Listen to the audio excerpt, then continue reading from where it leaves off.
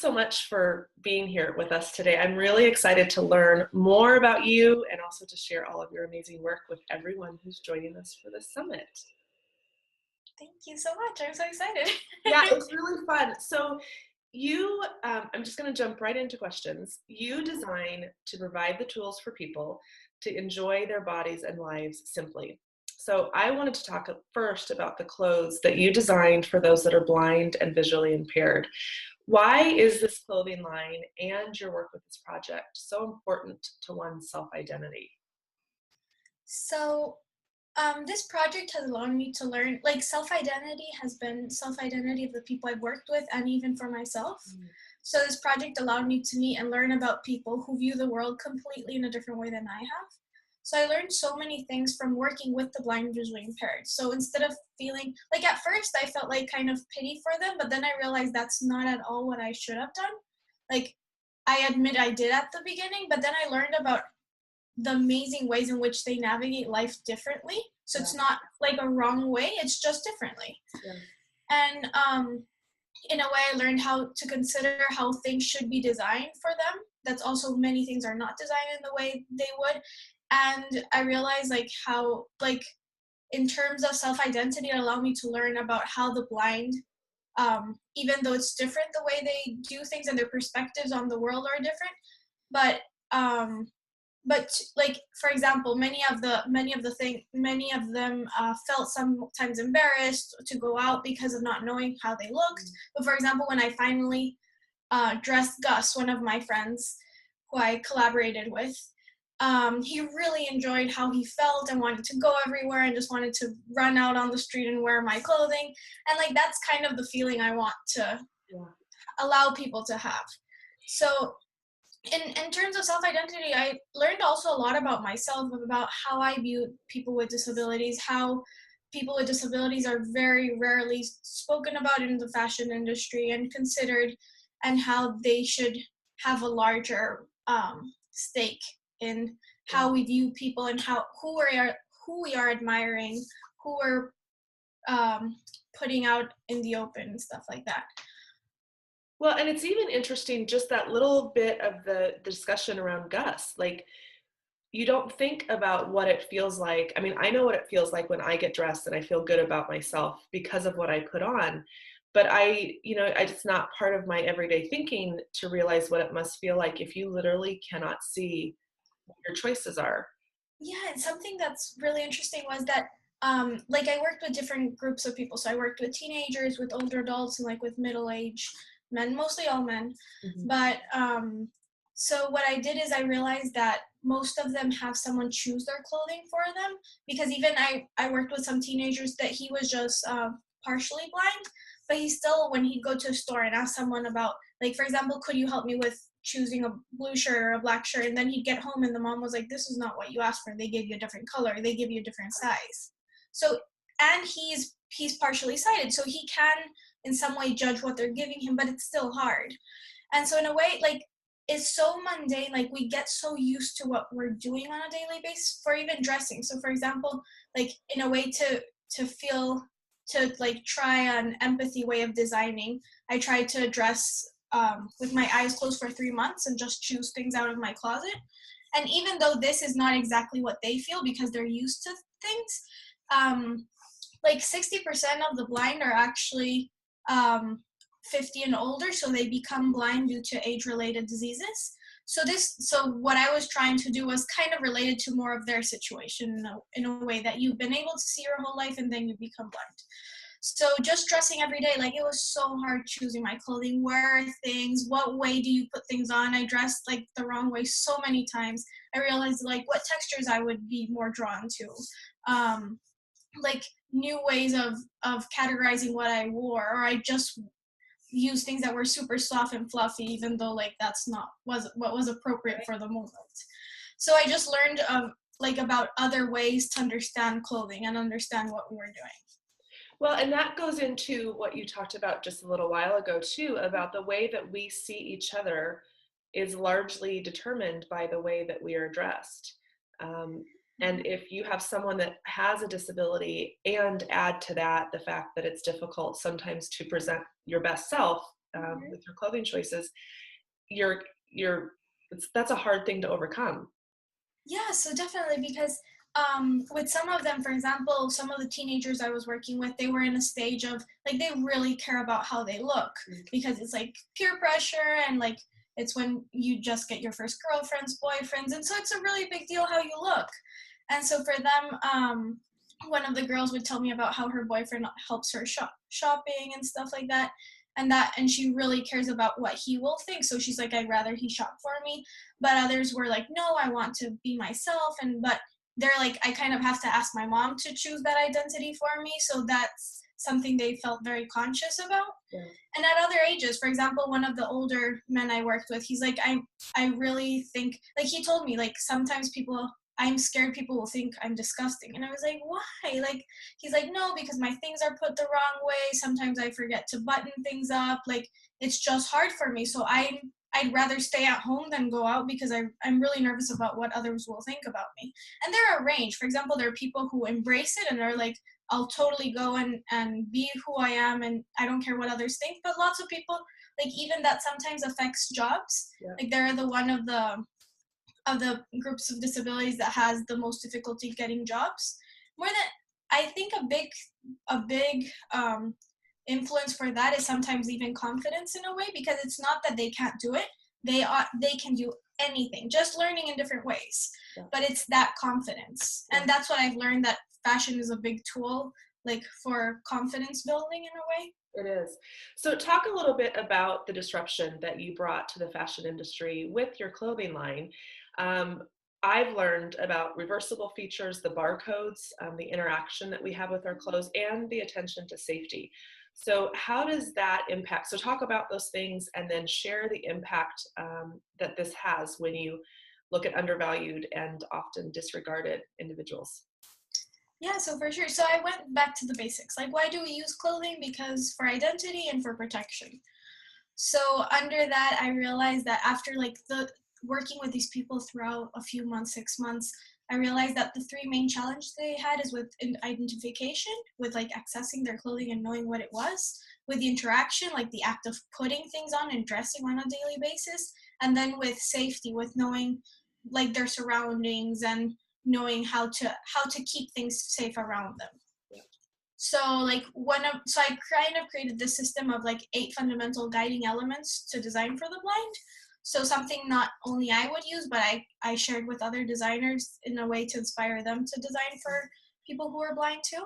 So the first element is identification. So I created a tagging system that allows them that you can scan with your phone a code. It's actually a tagging system that has a color language that I had to create because working with teachers and institutions for the blind, they said that as if you're blind, you're very like everyone assumes that you know Braille, and actually just 10% of the blind know Braille.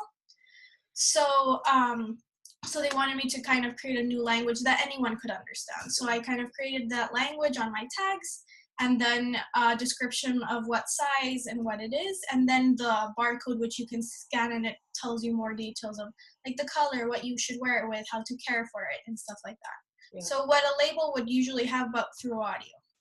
That's awesome. And then all of my pieces are pieces you can identify, because being from a fashion school, everyone wanted to do these huge silhouettes with things pouring out of every part of the body, but mine had to be like a basic jacket, a basic shirt, but because they didn't want to look different, like they already are seen as like, oh, you're different, so they just wanted to blend in and look good and feel good. So then I turned everything that was like 2D visuals into 3D textures. So if you had a graphic on the shirt, I made it like 3D in some way, either with felting or with like furry details or 3D printing. I used some things. Then I made, in terms of interaction, I made the interaction easy. So clothing that would be really easy to put on, take off. So then everything was reversible. So there's not a right or wrong way to use your garments. And in that way, even I did it with everything. So except button downs, because if you change the side, it's the women's side. But even pants, because pants I gave like the one option was a more casual option, and when you'd reverse it, it was a more formal option. So you have like 2 options to transition throughout your day, and you get 2 garments in one. and in a way you're never wrong with what you're wearing. That's so great. And then for safe, and I had always like I had like there are tons of reversible garments, but I never found like the real, like sometimes you prefer one way, but for them it's actually like they can wear it both ways, and that actually helps them. They know they're not doing it wrong. Absolutely. And then in terms of safety, I created like all my pockets have closing so nothing falls out, because for them if something falls down, like they take a really long time to look for it. Yeah. And then also padding, because lots of the people I worked with were on wheelchairs. So I put like padding in the back of the arm. And because the cane helps them with long distances, but with shorter, like closer distances, they usually bump themselves in the back arm. So I did that. And then lastly, my collection of shoes that I created with an artisan back home in Ecuador. And what we did is I collaborated with a company in India that created this product called Lechal. So it's some vibrating GPS navigational system. So you put in the sole or in your shoelaces, and so just with putting in the GPS address, it can guide you wherever you want to go through vibrations of your feet. I did not So know that that. was That's incredible. so that was the full. Those were like the solutions I found for them. Well, I love it because I didn't realize that the padding on the elbows was for a purpose. I thought when I was seeing the images of it that it was another added texture, kind of way to make it a fun piece. So that's really cool. Yeah, that's so I even like in the button downs, you don't even notice it looks like it's just the fabric because I put like a thin layer. But even like when I was testing it out, it's even like comfortable when you're at the office, like all day you have the padding in the back. That's awesome. That's awesome. So part of what you want to do in the world is to create change with what you make. What is one lesson that you can share about creating change, and what does change look like to you? So I think it's really hard, like to be 100% sincere, because it's so like, for example, in my class, we were 400 graduating designers. Everyone wants to go in the fashion world. There are not 400 jobs for designers, so super competitive. But in a way, so each one has their own approach to design. But when I told my teachers I was designing for the blind, they were like, there are not many blind people. And I was like, there's actually a really big population of blind people. And they're like, oh, but they're not even interested in fashion. I was like, why not? Like, why don't they have the right to be interested in fashion? And actually I found people that really like, they were like, we love fashion, and they love to accessorize themselves and stuff with more textures and things. Like they really care about how they look. Yeah. And so so the challenge with the school also, for example, we had to use fit models, and everyone had to use the models at school, and I was like, no, that's not my person. Like I don't want to be pretending I'm dressing a blind guy. Like I actually want to dress someone that's blind. So I also worked with people with different body shapes. So I worked with a teenager that was short, and then I worked with a really, really tall guy that was really big, and then with a really skinny tall guy too. So it was like embracing also their disability, but also different body types. And that was a big challenge with school, because they couldn't come to school, for example, or they didn't want me to do that kind of patterning. Like it didn't go with what the schedule was. And it was also a challenge just getting people to understand. They'd be like, why the heck are you doing that? Like, you will get no job after this if you continue doing it that way. And like, I really, like, I would think like, if I'm going to get a job after the fashion industry, I'd rather use this time, the only time I'll have, to do whatever I want and to help people. And then maybe it turns out into something good. Yeah. Like, I'd rather make a mistake right now, and then something good could happen, and if it doesn't, I can go back to the fashion industry and look for a job or something. Like it's very, very hard to make a change. But even like a big challenge was also with the blind community. When I told them I wanted to do clothing for them, they're like, oh, why do you have to like discriminate us in a way, like design just something just for us? Like they didn't even want it. But then I was like, just let me observe you, and then I'll ask for. So I was like, for example, would this help? And they're like, no, actually that would help. Or would this help you? So then even for them, it was like a challenge to accept that you could have a better design. Yeah. Well, and sometimes I find that people respond better when it's a change that's maybe for the next generation. Maybe they've identified, or maybe they've accepted what they have for themselves, and it's okay, and they don't feel that they need something new. But if it's looked at as for the future, sometimes it's a little easier So you talked about the interviews that you did with the individuals and with the visually impaired community. What did you learn more through that process about touch and comfort and design? Because I think that sometimes we do look at the fashion industry as the runway or in terms of models. But fashion on a daily level, on a micro level for us as humans is about touch and comfort and how we're seen. What other things did you learn from the interviews that you did? So I learned from the interviews, I learned a lot about how people want to look in every day. So I wasn't designing for a runway show, I was designing for people, everyday people. And so I realized that, for example, they even though in the runways it's all about standing out, they really did not want to stand out. And like they just wanted to be very comfortable and look good. So for example, I'd go and test fabric with them and say like, what feels better? What looks better? What are your favorite colors? For example, I realized that for them, it's very important what the color is named. So if it would be like tropical ocean blue, or if it would be like citrus, blah, blah, blah, like they relate it to things they know in the world. And so that was very important.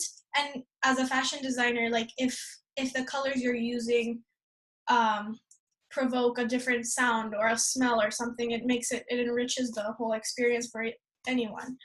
Then for example, with textures, I realized that when I was dressing with my eyes closed, I chose different fabrics that I would have chosen before, and it's just more comfortable in a way.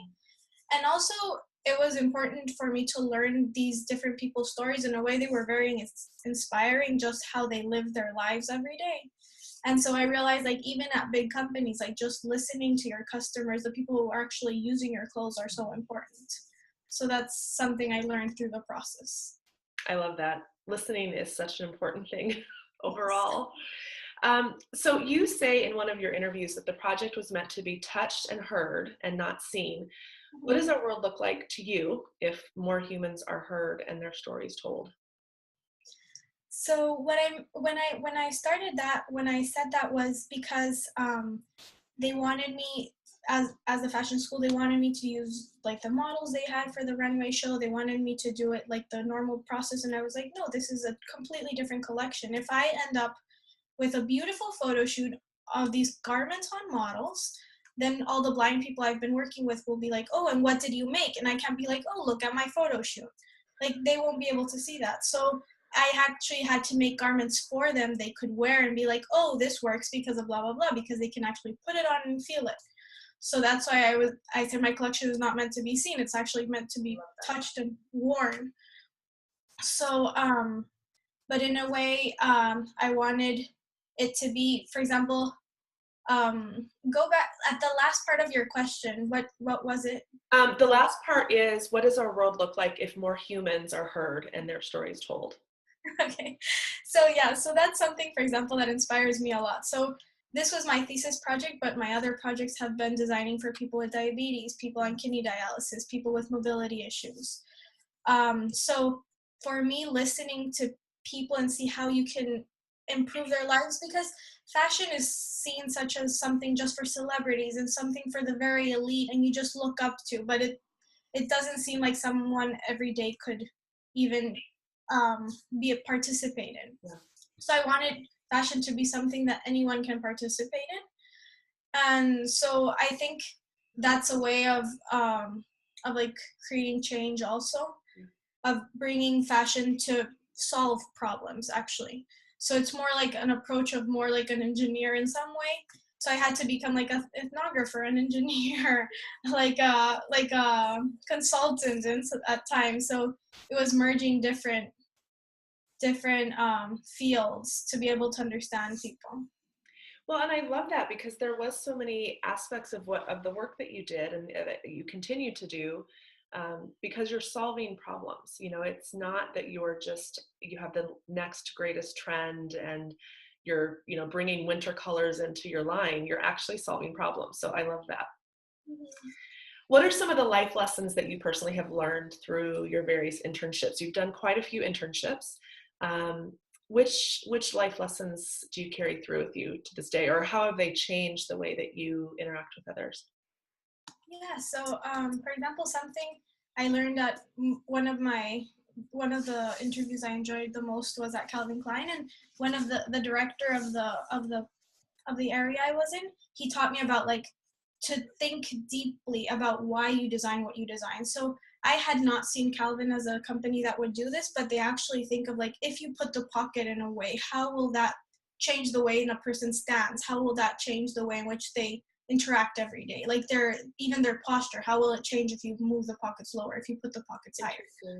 So so they really taught me how to think in a deeper level and how does everything affect the body of the person using it. Yeah. And then, for example, at Uniqlo, which I'm working at now, I've learned about that, like the best way to design is listening to the customers and what they want, and to create, because if they have the concept of life wear, so creating clothes for every stage of life. Yeah. So that came a lot from where I come from, my design philosophy of listening to people and seeing what they need instead of just creating trends. Yeah. And so they've also taught me a lot of how to listen to teammates. So for example, no matter the age, there are older people, there are super young people at the company, and when we are deciding on something, they'll even ask me just as an intern, or they'll ask a director that's been there for 10 years. So that's something I've learned, to listen to everyone's opinions. That also happened with designing for the blind. So for example, when I'd create a different shirt, like the teenager would give me completely different feedback than my friend that was 70 years old.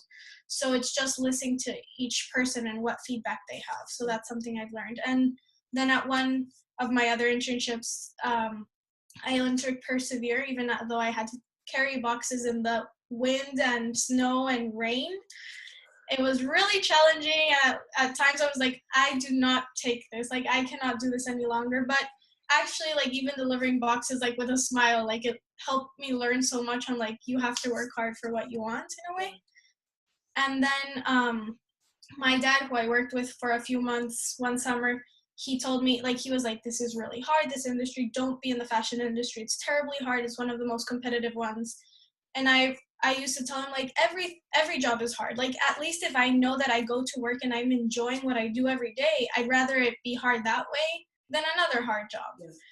And at least for me, I remember, like, my first assignments being like, you have to go and sew. I was like, I cannot believe I'm so privileged that my homework is to go and sew. So even though I had, like, terribly sleepless nights at studios, I was like, at least I'm in New York. I'm at Parsons. I'm in a design studio. My homework is to make a garment. Like, this is unbelievable. So that's kind of what kept me going. Like, even though I was super tired and stressed, like, the privilege of being able to be in this position to do whatever I wanted with fashion. I love it. This is not a question I prepared you for, but if you could wake up tomorrow and one of your biggest dreams came true, what would that be? What's on your list of things that you want to accomplish and do? I think,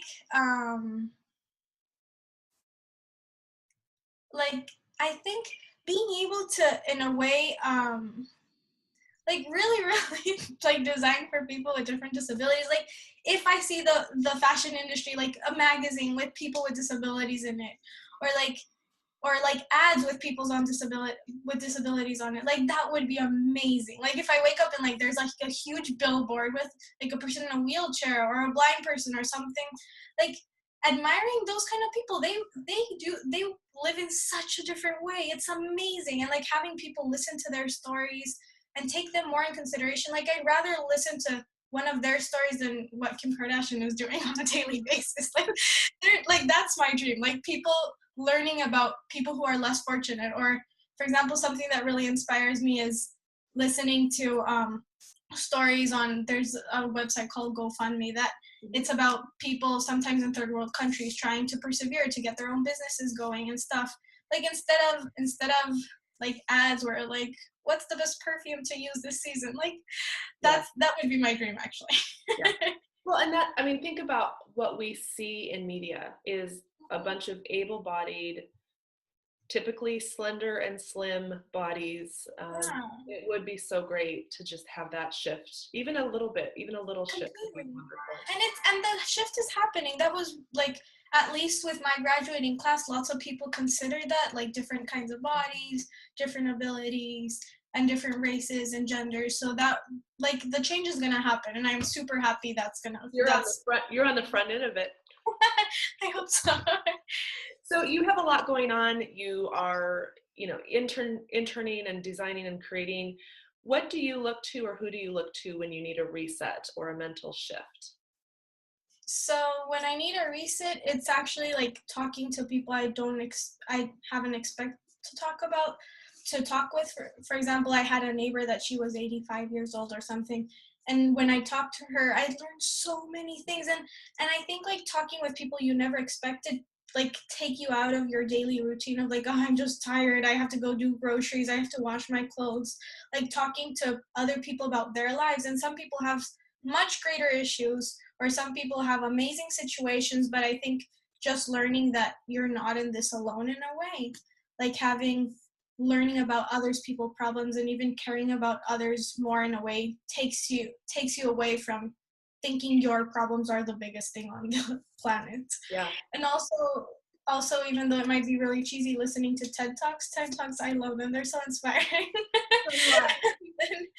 And then like I told you, like reading stories on GoFundMe of people trying to start new businesses or new ideas that are really creative, and how they persevere to try to achieve their goals. Yeah. What's your favorite TED Talk? Do you have one that sticks out? There is there's one, I don't know what it's called, but it's um there's one of my favorite ones is about a lady who was a astronomer, and she used to, because she was a very successful astronomer, and then she lost her sight, and so she had to figure out how to keep her job, and so she learned how to listen to stars, and actually that's a much better technique they use now, because it's more accurate than looking at the graphs, so listening to the wavelengths. And so in a way, like, that gave them a much greater insight, and that's kind of something I've been learning through the process. Like, when shifting your view completely of how things are done, you realize solutions to problems we could have had before, but you just never thought of how to solve them in different ways. Well, and I even see that with the work that you did with the clothing line, to think Mm-hmm. outside the box and to have the solving of the need come first, and then beautiful design happens almost simultaneous with with the work that you did. So I love that. Thank you. I love it, love it. Do you have anything else that you want to share with those that are watching? I think that like something really important for me, for anyone to think about, is that, like, if you have skills or talents, you could use them in a way to help others. Like, that inspires me so much, because coming from the fashion industry, it's not viewed as socially conscious at all in a way. Like, it's the least of them, I feel like. And in a way, if I found a way to use that to help people, you can find any skill to help people, even though it's not your job per se, but like community service or once a week, that just keeps you aligned with like greater goals, and being able to think outside of your daily routine, I feel like. So that inspires me to keep looking forward to goals and new problems, new ways of thinking and stuff like that. I love it. Thank you so much. Thank you so much. I I'm could, so excited. I keep every one of these that I'm doing. I could really talk to everybody forever. I could stay on the line and talk more and more and more about this. But thank you for all the work that you do and that you'll continue to do. And I can't wait to see where you go. Thank you so much. I'm so excited for this too, and to listen to other good stories. Great Yes, stories. it will be good. Thank you so much, Camila. Thank you so much.